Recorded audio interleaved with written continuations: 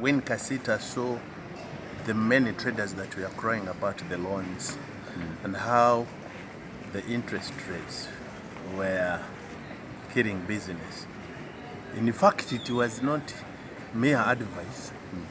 It was a demonstration of 5 days where we wanted the government to discuss with the commercial banks, and the central bank prevailed as the regulator to have the commercial banks take odd rates, odd loans at odd rates, and then new loans at a new interest rate as a means of mitigating the losses.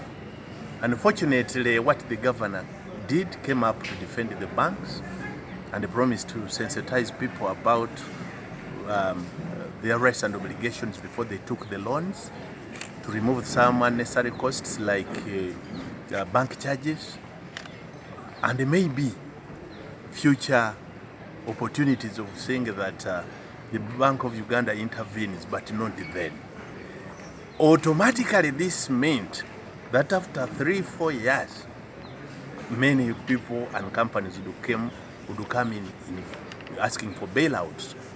Because if you were to take a loan of 100 million and you are supposed to pay 17 million as interest, and you instead pay 35, there is no business that can perform the magic in the form of cash flow for this business to survive.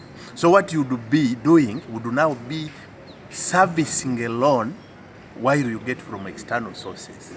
You don't eat, you don't increase the capacity, you don't service industry, you don't even do anything more, you only service the loan. This is the bailout that is here now. The other issue that I was talking about is the reluctance of government to come out and demand money that is due to us. 3 types of money needs to be paid immediately. Money that is for the supply of government. Money that is to the supply of Southern Sudan government.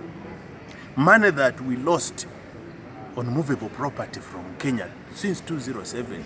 Is there nothing that can be done such that all this money goes back to these people? Because at the end of the day, if it goes into circulation, it is the same money that is causing the problems today. So standing out and say we want bailouts, how many are going to be bailed out? 95% of traders in Chikubo use loans. So want a cross-cutting policy. If the big ones are benefiting because there is a policy that has been worked out between the commercial banks, the central banks and the borrowers, then everybody, including even salary earners who borrowed, will all be benefiting out of this. And then you talked about the bank charges that yes. Let me tell you, when we met, the governor said it is illegal for the banks to ask for bank charges for accounts that are not yours. For example, every person pays money for the children in schools. And how do I pay to pay? I pay you because I'm paying someone? No. It is account of the school, and it is instead the parent paying for the school to have that account.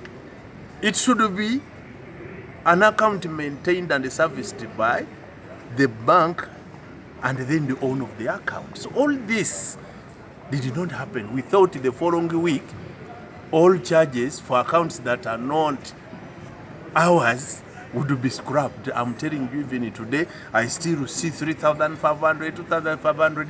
If there are 10,000 students, how much money is that? Who is the beneficiary? If it's something is declared illegal and you don't want it to act, all these problems must reoccur. You call it negligence. Yeah. No, it is negligence of government. I'm telling you. Because we are not paid, I want to say this. Every Ugandan should know that while the Ugandan government and Ugandan people are suffering because of non-payment to supplies they made to Southern Sudan, there are accounts in Kenya that we have freezed and the Kenyans were paying. There is an account for the Southern Sudan in the Bank of Uganda. Why doesn't the government freeze that? And then the traders are paid. They use soft gloves on everybody, and at the end of the day, we are paying a price. We need to be hostile to some of these people who do not want to pay. If you eat something, pay for it, or else you are going to force everybody to pay a big price. Yes. What are the big